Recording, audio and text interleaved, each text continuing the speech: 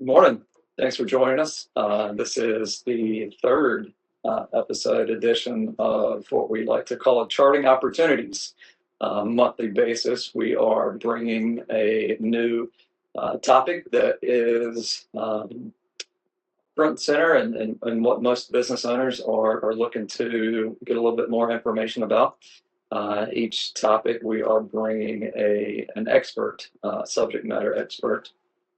Today we have Howell with us. It's going to be talking about business insurance.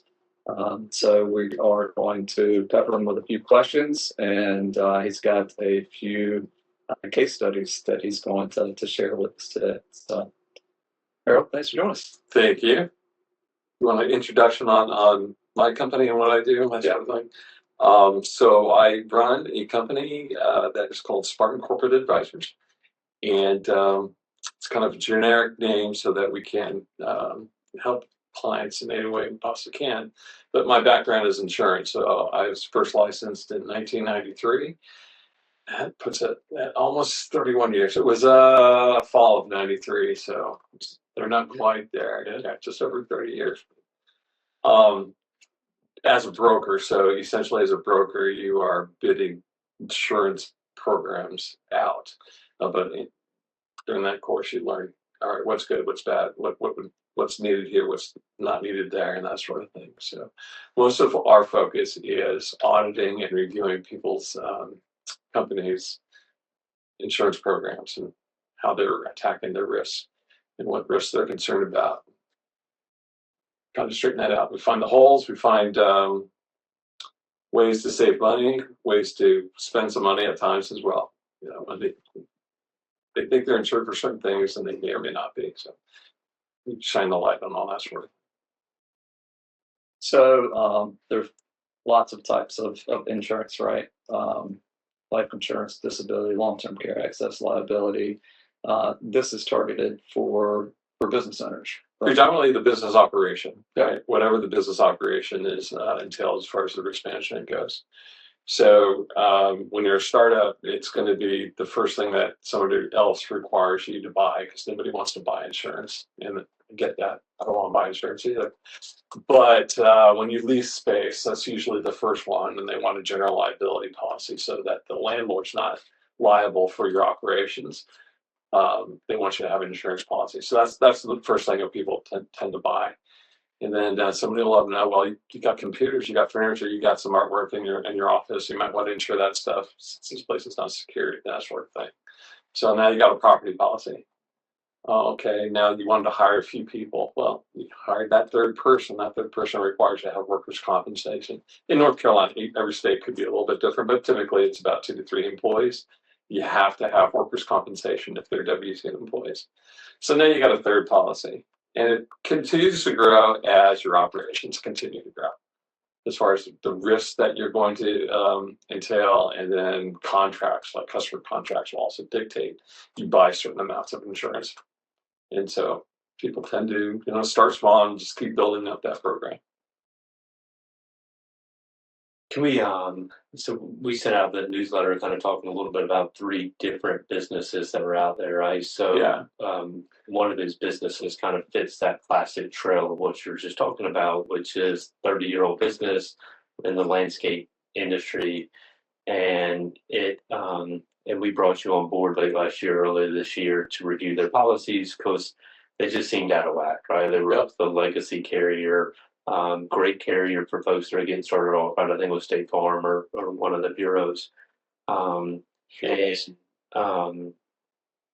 they just continued stacking policy on top of policy on top of policy, which is what a lot of business owners did. And you walked in the door. You can just talk a little bit about what you saw, how it was built, and then how you kind of stripped it down and rebuilt their insurance risk management program. Yeah. And then finish that Phase question. with the. Is this the third phase? This is whatever phase gets people excited. Talk about the cost savings that goes into it sometimes, right? And that's was kind of always going to be as impactful as this one was. But it was a rather impactful cost savings. This was pretty typical. It's a family-run business. Well, it still is a family-run business, but they started small and they bought it from the guy that had a little office in a strip mall, right? They bought their insurance that way. But they really did a great job growing their business, and they ended up having, well, by the time I got there, 150 employees. Well, that little strip mall insurance company that they bought from is not designed to provide coverage for 150 employee organization, right? There's certain carriers that are really good at small business and turnkey and get you there, get you done, get you cheap. But when you grow that much, you need to look at other opportunities, other avenues. Because what was looking good 10 years ago, it's not the same profile anymore. So a lot more different operations, a lot more claims activity, a lot more resources available to the clients if they go with the right fit. Really, it's the right fit. And 100-person company is not necessarily best served by any of those what we call direct writers. So that's going to be like a State Farm, a Farm Bureau, and Allstate, things like that. Great for a small startup business. To get you what you need, that first general liability and property policy. They can do that, but they're not so great at doing a larger company. So in that, not so great, when we consolidate everything with the markets that we work with, the insurance companies that we work with for larger companies, yeah, they offer a lot more for a lot less premium. They know what the business is. They know where they can help. They know where they can control the losses, which drives the premium, right? You can see how that balances out, but it's not going to be those strip mall insurance companies. It's going to be a different set of companies that are geared to help. It's still a small company, but the carriers that we use, they do small to medium-sized companies. So save money on the premium. More importantly, you found more resources from the insurance companies. Resources meaning to control the cost, control the claims, educate all the employees, educate all the leaders within the firm on how to manage the risk, and that'll keep their insurance costs down. So if I'm starting my business today, right, does it make sense to go to the State Farm and get it started, or are they less expensive on the front end when we have less employees, and then come to you once we hit 100 employees, or at what point are we looking to switch? Should we come to you day one or come to them? Yeah. Well, we offer day one, and the carriers that we use have segments in their underwriting. So they have a small business segment and a middle market segment, and then they'll have the large stuff outside of that. So we do a few large ones. Most of our stuff is in that middle segment. The turnkey stuff is available, but as far as cost comparisons, State Farm's great. I hate to pick on any insurance company, but because we use State Farm too, we'll send people there. But that's usually on the personal lines side. So that's going to be your home, your auto, individual type stuff. They can do a small BOP, I'm sure, a business owner's policy. But if I know they're going to actually grow over the next 3 to 5 years, it's probably not. That wouldn't be my advice. I would not put them in the State Farm if I know they're going to grow, because they might as well get connected and start a relationship with a carrier that will grow with them and can offer the services as they grow and help them actually grow a little bit better. Growth meaning just employees, or is it revenue? Is it assets? What is growth entail? So assets would be a property issue. Employees is a workers' comp issue. The revenue is probably the biggest issue. More customers or bigger contracts, they're going to require different types of coverages. So it's more so on the revenue side than it is on the employee side versus or the property side as well. If it's a real estate company, then the property is a different issue, right? If they're buying and developing, that sort of thing, then the property becomes a big issue. Typically, the property is not a big issue for a small company.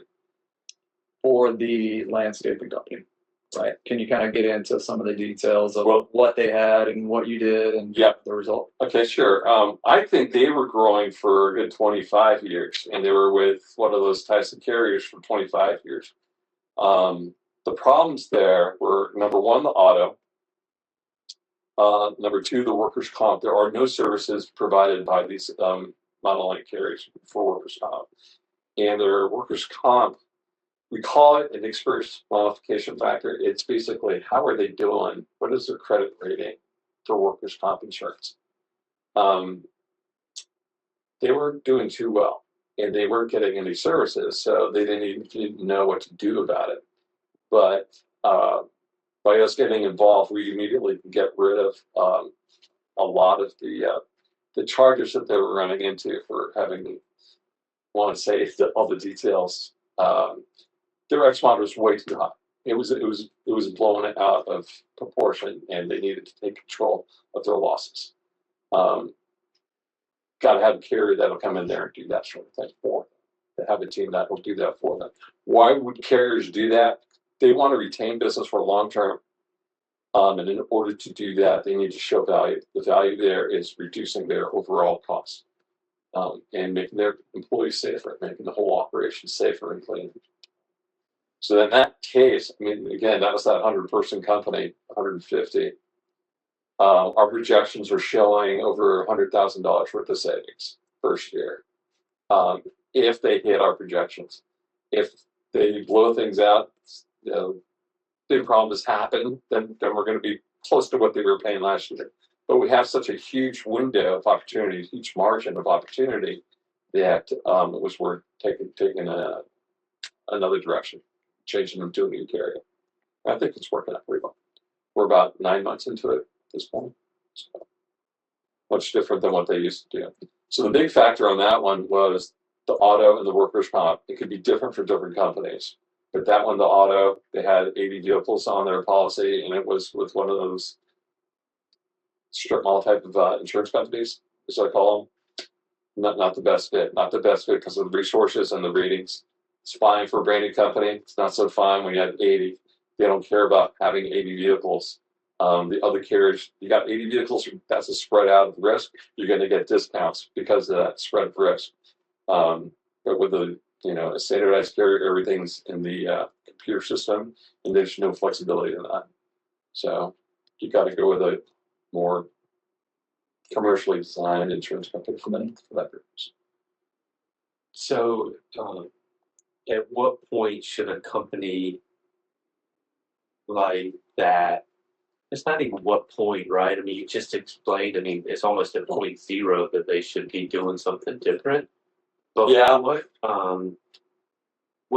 What should they expect when they? Is it like I always think of business disruption, right? Like, oh gosh, we've got to pick up and we've got to move our entire insurance over someplace else. On top of trying to grow the business, on top of trying to retain employees, on top of and on and on and on, right? Like, so when you replace an insurance program like that, how disruptive is it to the underlying business? Yeah, the property casualty side. So that's your general liability, your property, your commercial auto, all the commercial policies. That's really a contractual swap. And most employees would never know that you did anything. Employee benefits is a little bit different. If you're changing health plans, that's a bigger endeavor, especially for 150 employees, right? And that's a different answer. Yeah, that's very involved. But the PNC stuff, the only disruption that we had is that on that case, the first big case, we instituted a lot more safety involvement right there, safety training, education of all the employees. So the reps from the insurance carriers are going to go out to the safety meetings and provide for safety manuals and things like that. So I wouldn't say it's disruptive, but it is additional stuff that you wouldn't normally, that they've never seen before with that particular company. They've never seen anything like it because the carrier they had never offered that sort of thing. So there's a little disruption in that. If you want to call it disruption, I would say no, it's just value added resources. Yeah. So it just recycles $100,000 to $150,000 a year in premium savings. Yes. If that business were to sell at any point in time, you're talking not just about saving $100,000 to $150,000 a year. You're talking about value on top of it of whatever that multiple is for that company, 3 to 8. I mean, you're talking $300,000 to $1 million in additional value on a sale by cleaning up your insurance program before you walk into the transaction. Yeah, absolutely. So that's where their big value was as well. Yeah. So move on to case study number 2. I'm going to talk a little bit about potential second case.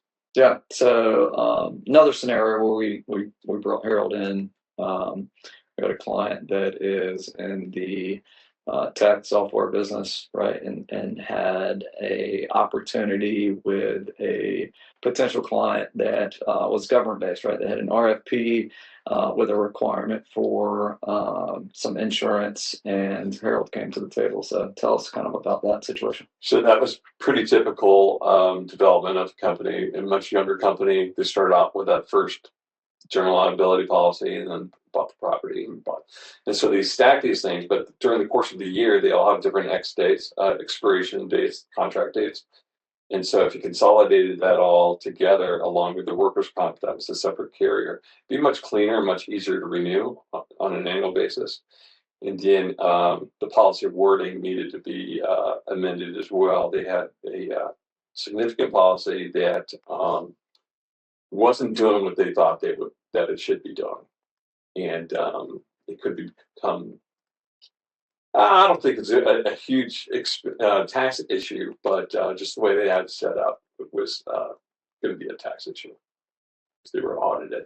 So that on that side, they were younger companies, so they just needed a lot more cleanup because they were adding one policy at a time every few months, and they could just consolidate that all and have one date, one proposal, and we'll have one carrier handle all of that.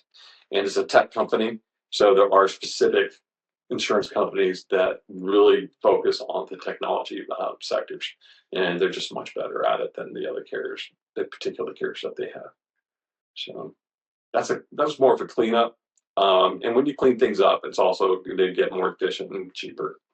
How many policies companies were they working with, and when you clean it up, kind of what does it look like at the end of that process? They had two different carriers, and so they can go under one carrier for the bulk of their business insurance. They also have a life insurance, key person life insurance. That's always going to be a different carrier, and that was the piece that was just not done right.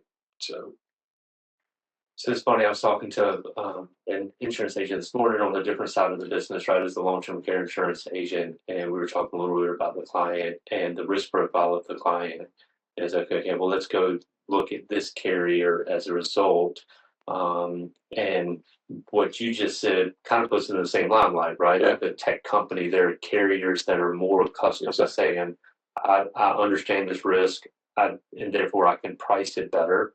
And then there are other companies that maybe are more aligned with landscape or construction or something else. It's always the case. Just taking in and you understanding the nature of the business and the nature of the different carriers, have an opportunity to kind of clean it up, place it with the right carrier, and get a more efficient pricing going forward. That's exactly it.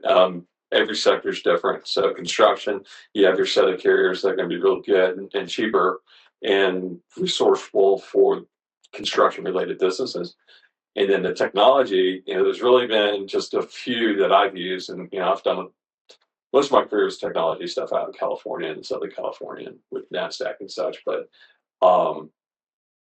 there were three carriers that are really exceptional at that. They're horrible at construction. So I mean, they couldn't even underwrite the construction related businesses that we have, but they're really good on the technology side.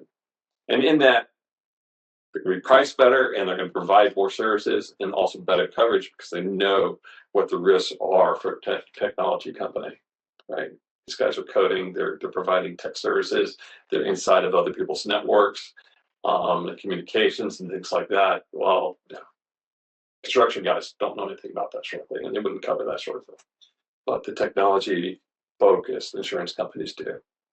So you got to be, again, right fit. I mentioned that earlier. It's got to be the right fit. So my natural pullback on that would be, you're well dressed man, trimmed hair, well kept. Am I paying more as a result of starting out with you from the gate, or I'm automatically worried about my zero? It's got nothing to do with me. Yeah, you don't have to use me. I just want everybody to be using an experienced broker. that knows their business. But the end result is you're not, I mean, from a premium perspective, most of the time when you walk in the door, you're saving money with you in the first place, right? The inclination is, oh, I don't want to pay a broker, but that's not the case. Most No, of it's all built in. you're going to save regardless, right? It's all built in, and it ranges between 10 and 15% on the commission side. Yeah. That holds true with the State Farm agent. Yeah. You know, I've got a good friend that runs a State Farm shop. He gets 10% of everything he writes. So it doesn't matter where they buy it. No, it's marketing, sales. Yeah. Yeah. So no additional cost unless you sign up on a consulting agreement. Yeah. Then, which I'd love to do, but I've only done a few of them. You take all the commissions out and do a separate fee for service type of a consulting agreement, which we're all able to do.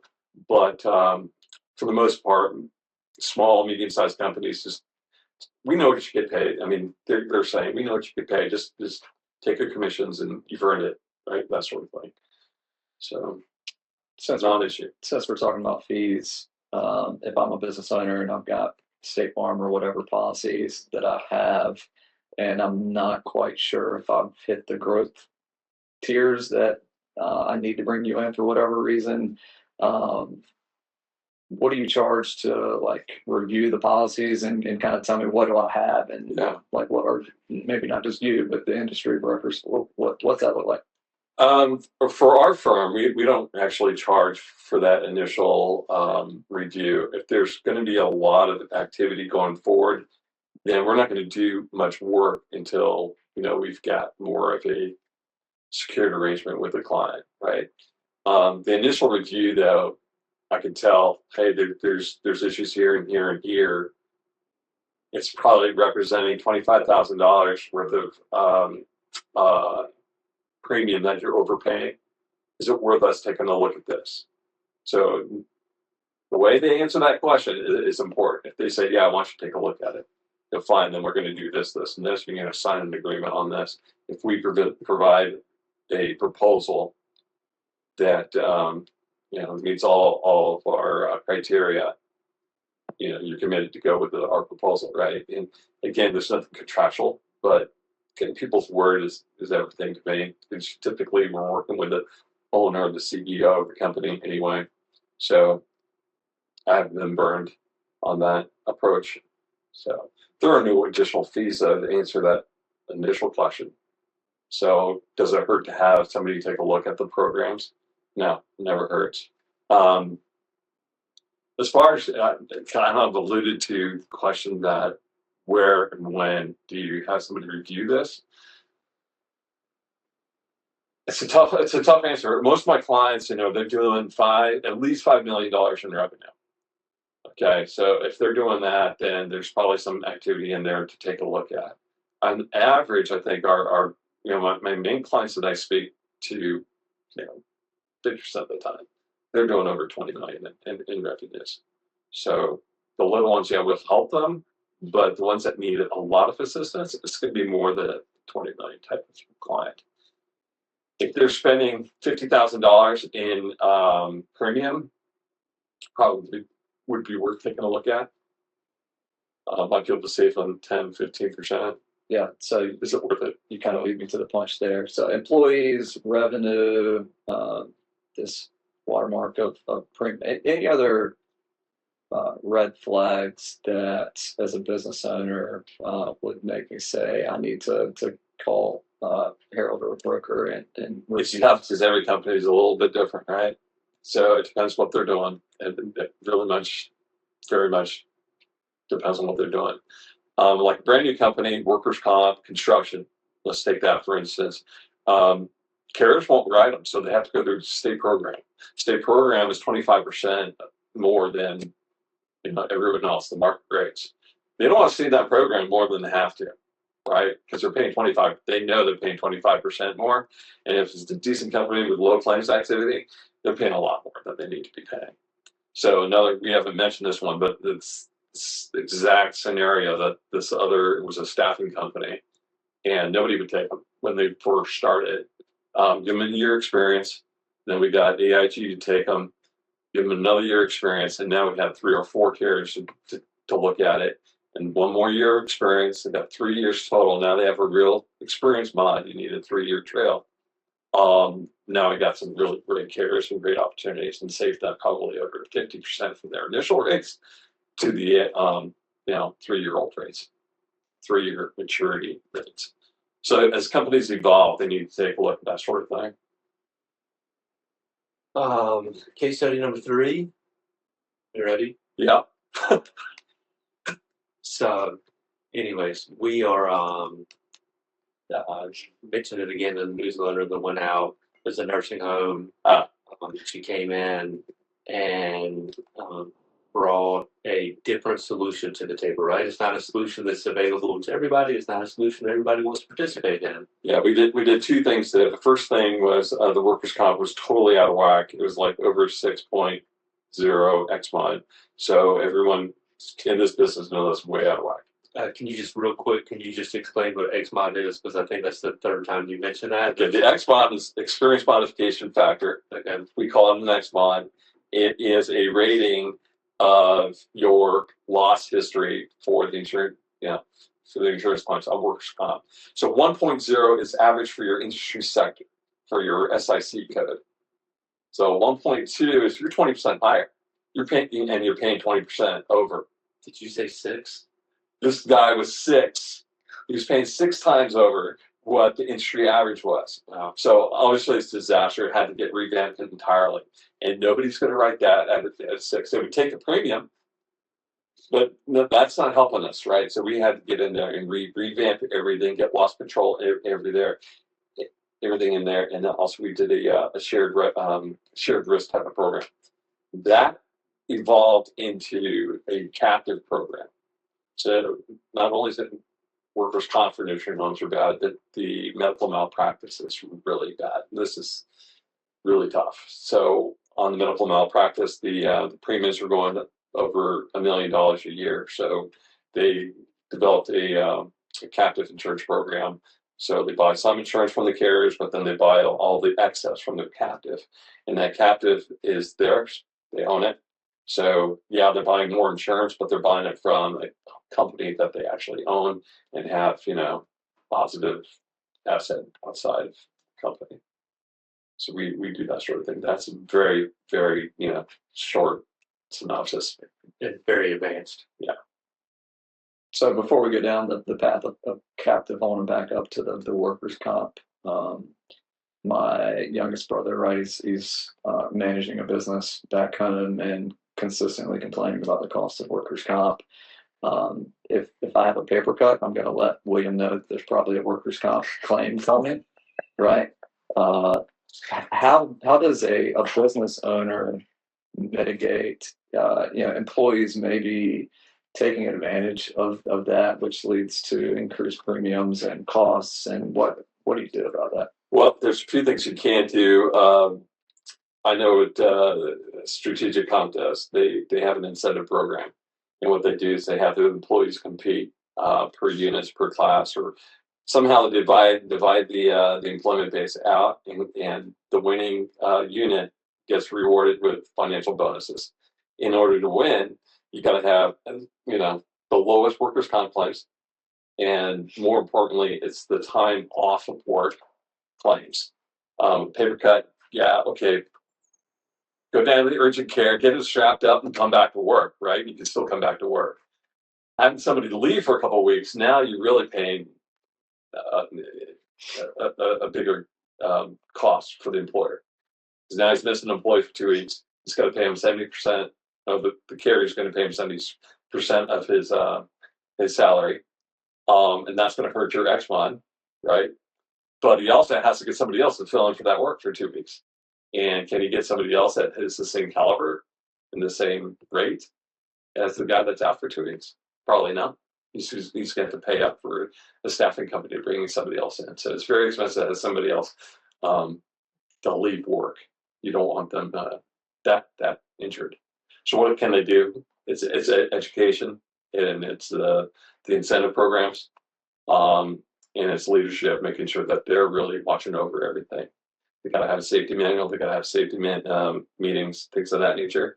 They have all this structure in place. The carriers will give them more credibility and more credits on their premium. If they're consistently just stacking up the claims, and not do anything about it, carriers hate that. And they're going to stick them. They're going to stick the price tag on it. And if he's continuing to pay more and more each year, he should probably have his broker take a good broker take a look at it and give him some other options. How do you, so 100 plus employees, especially, down to have a bad apple in there and someone that's filing a claim just to get paid, and maybe they just want to sit at home and receive a paycheck and they're not actually hurt. Any way to figure that out? Yeah, there's investigations on that. Investigations. And I'll tell you, the ones that some carriers will pay for it and do it immediately, and some carriers you got to demand that they do it for you, and some carriers will say no, we're not going to mess around with that. So the guys that are buying from State Farm's not going to mess around with that, right? But the larger carriers that have a lot of shared stake in the whole situation, they're going to stick somebody out. We're going to videotape that guy, and we're going to get good. So, and they'll deny the claims. You know, when they have videotape, the guy's working somewhere else, which is more often than not, because then you can get double paid. Mm-hmm. You know, sitting around the house, and you don't really necessarily see that too much, but it's got to be legitimate. And there's a lot of different things that you could do on reviewing the medical claims, reviewing the procedures, reviewing what his prognosis is, and then training them to get back to work, training them to do things that he wasn't doing before, to at least get back to work, at least be on the force, sweeping the floors or something. Depending what kind of business it is, right? If you can find a place and something for them to do in the office, even though they're still injured, that helps, even if it's part-time. So You carriers offer that too. you said earlier we had to go in there and help them clean up their the workers' comp program. How active are you in that? On the initial side, very active. We coordinate with the. First of all, we do an RFP for a new insurance company to come in, and there'll be a few of them to choose from. And then once we choose one, then we do the initial. We do the initial setup. We go out there and meet with all the supervisors and things of that nature. But then they take the ball at that point with the incentive programs and the safety meetings.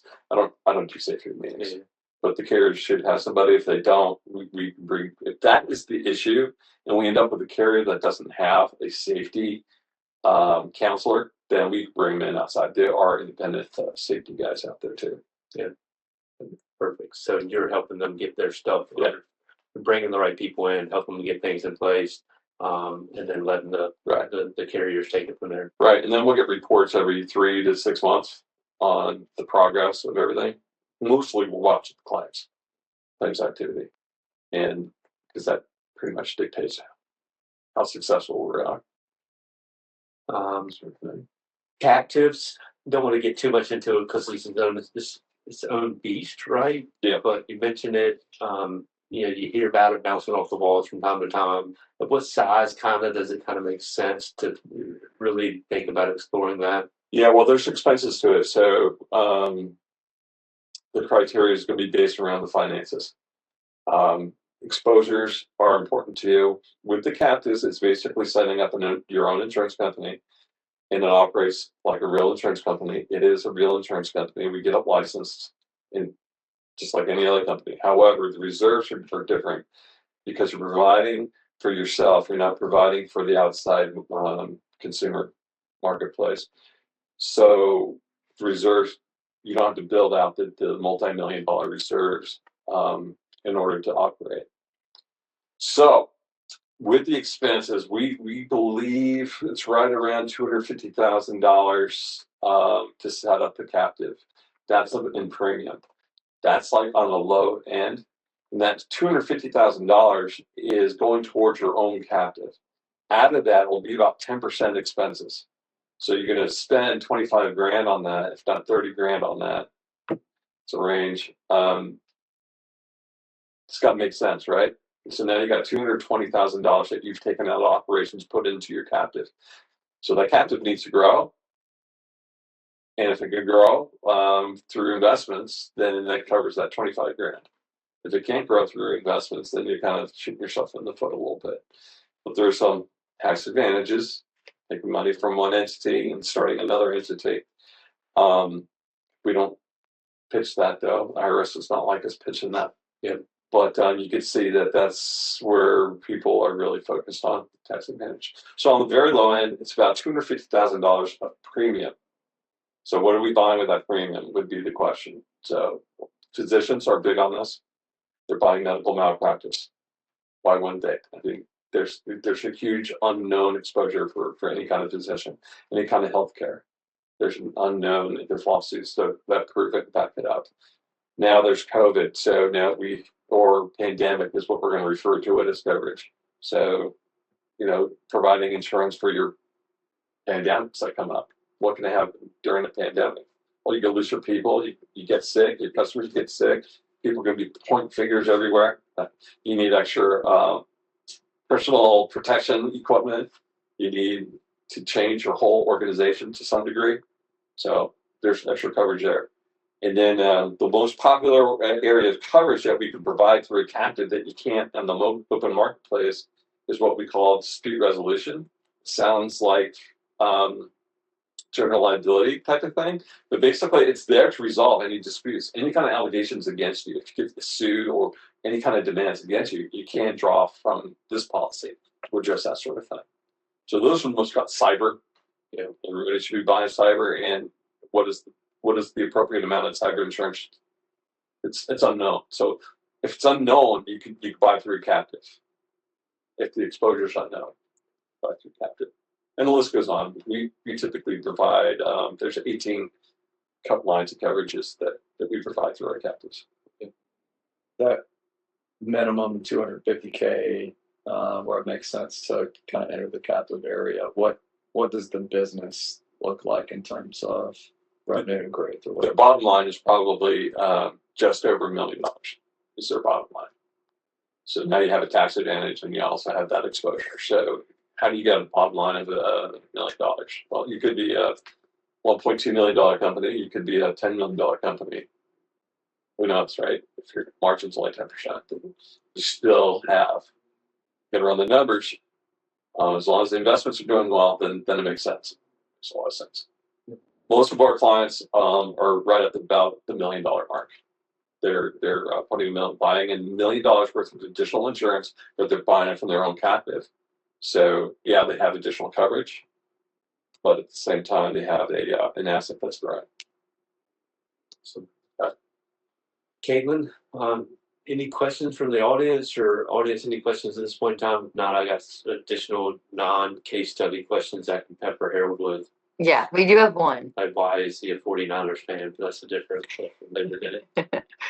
I don't think they'll be able to hear me, so you may have to repeat it. But we have a new contracting business. I don't think they'll hear me in the microphone. Yep, so new contracting business. Yeah, they're paying auto, professional, E&O, and health. Auto, professional, health, and E&O. E&O. They need bonding. They're paying a fortune. Would love an alternative or to validate. Sorry. They would love an alternative or to validate the money that he's spending, if it's appropriate. Yeah, it's just not sure. Right. So bonding was the new one that we haven't talked about yet. So bonding is going to be a function of their financial status, right? So if he's doing contracts and they require a bond, well, it's really checking to make sure that he can finish the job. And how do they underwrite that? They look at the finances, they look at the track record. So that's the same thing as the not the workers' comp, the other one where it takes like 3 years worth of experience to get to, or no, because the brand new companies will need bonds too. So it's really, it's going to be your D&B, and how long does it take you to get a D&B credit rating? It's more the actual credit ratings for the company. So the Dun & Bradstreet credit rating is the more important piece of that puzzle. As far as the other lines of coverages, if it's contracting, if it's construction, you could probably consolidate those other lines and make sure that gets efficient. Whether it's good or not, I don't know. That's relative until we see what they're doing and see what they've got, right? So I couldn't tell you right off the cuff that it's bad. Health insurance, they mentioned health, right? Yeah. And depending where they're at, what state they're at, there's not a lot of options for a small group, but there are options on the plan design and the employer contribution levels. So So That's a deeper conversation too. I can't really answer this question, to be honest with you, just off the cuff. yeah, You gotta look at the details. right. I mean, you can walk in. You can always. I bet you can always walk in the door of a building and kind of already start to understand where the risk and opportunities are within an insurance program, and then you just need to see the policies that they currently have to see if they match. Right? It probably takes you an hour to look at the policies and say this company stinks, this company's good, this is good, and now. I'll be honest with you, it's not even an hour, but nobody knows that. Nobody needs to know that. I think I just heard you say 10 hours, right, Harold? Is that what it was? Yes. So they're paying 3% for bonding, and he's also wondering about PEO. A 3% bond is excellent. Okay. The PEOs are good as long as you know what the rates you're paying on those. I like those for smaller companies because once you're out, you're out. I mean, there's more flexibility there. So the PEO for the payroll and the health, Mm-hmm. yeah, he just needs to know how much he's paying per employee. If it's over $25 per employee, this is per employee per month. And if they don't break that out for you, then yeah, there's a reason they're not breaking that out for you. So it's convenient, it's easy. There's probably a better deal out there though, to be honest, depending on how many employees he's got. Which is a fair point. We'll put Harold's contact information in our follow-up just in case anybody wants to quote, or just wants not even a quote, just an opportunity to kind of call and shoot the breeze with you about insurance or why you're a 49ers fan. So in general, I like PEOs, but there's a lot of them out there that are just charging way too much. They're just making too much money. Okay. Is that the only question so far from the audience? Mm-hmm. Harold. So you want to know about the Niners? It's Joe Montana, man. He went to Notre Dame and came over to the Niners. The Niners were a losing team. I go, yeah, I'm going for them. Mm-hmm. And what did they do? They turned it around. We're not even bored yet, but they turned it around. But kind of like that, Joe Montana and the 49ers, worst case scenario or worst situation that you've walked in the room on, and what was it from an insurance risk management perspective? That 6.0 X-Bond is probably the highest. So they were using the workers' comp program as their health program. That's really what was going on. And it's a nursing home, right? So they know the ins and outs of the law. They know the ins and outs of getting health care and how they can just charge it all to their workers' comp. Well, it's illegal, number one, but number two, it's no way to run a business. I mean, that was hundreds of thousands of dollars overspent. And a good reason why that company was acquired, because they were not profitable. Well, they became profitable shortly thereafter. It takes you that 3-year trail for workers' comp. It'll take you 2 to 3 years to fix it, but once it's fixed, it becomes a very profitable organization. Which, I mean, brings up a good question. So business owners are always I shouldn't say always. There's always the potential to be acquired, and then there's also the potential for them to acquire a company as part of their growth strategy plan, et cetera. So how does insurance play into the world of acquisitions of either our clients or folks on the call being acquired or potentially should the insurance program if they're acquiring somebody for growth, should that be one of the first things they look at? Yeah, it's a definitely telltale sign of how that company is being run, right? And that's also a telltale sign on how successful you're going to be going forward. So you take a look, if there's a lot of claims activity, it's not well run. And every insurance financial institution will say the same thing. If there's mass and there's nothing being done about it, that means they don't really know to take action. That's bad too. So, and there could be different reasons for that. But any M&A activity should evaluate the insurance program and, more importantly, the loss history of that insurance program, which most business owners don't look at. We look at it every time we try to get a new RFP, a new proposal. And the insurance companies all look at it because that's what tells us what's going on out there. That's the credibility, is the loss history. Most carriers actually don't even send it out unless you request it, but you can always get it upon written request. that would tell me if I'm looking to sell my business 2 to 3 years before I'm looking to sell my business, I'm really making sure that my claims process is Get it cleaned up. it's documented, and it's, if nothing else, it makes it look like the business is well run, right? Exactly. So, That ties in directly for sure. Yeah. So, anything else pop online? Nope. Yeah. Any other tidbits of information from a risk management perspective for the audience? It's okay to say no, you're ready for lunch. Well, no, you're really ready for lunch. But for me, from my standpoint, I just wish business owners would communicate a heck of a lot more than they do. When you're buying new stuff, when you're moving, when you're sending stuff, we had a fire in Taiwan. They never told us they sent chipsets to Taiwan. If you want your things protected, you got to communicate with those that are trying to protect you. You can't do it, in the dark. So it's a communication thing. Communication is huge.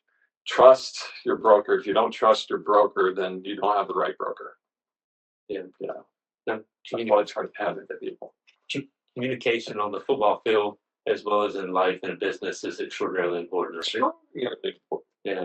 So, well, Harold, thanks so much for joining us. Thanks today. for having me. You certainly, I've known you for one of the longest running folks I've known here in Charlotte. Met you soon after moving here, and you provided great insurance comments for 14 years now. So I appreciate you coming in. That makes me a geek. That's me. A major insurance geek. Yeah. Well, I mean, you're in good company with geeks here on this stage. So. We'll shift in next month. Hopefully, y'all all send the invite for next month. We're going to do a presentation on managing stress and wellness as we enter the new year. We've got Companion Health is going to come in and talk about managing diet, lifestyle, stress as a business owner. I think we can all acknowledge the fact that we probably bear too much of it. And we would like to enjoy some of the fruits of our labor as we get older. So I think Companion Health will do a good job. That's on January 8th, I believe, or is it January 8th? It'll be a hybrid event in person at Cocative Co-working Space off of Park Road, as well as online again via WebEx. Please be on the lookout for those invites. And thanks for joining us today, Harold. Yeah, thanks for having me. Awesome.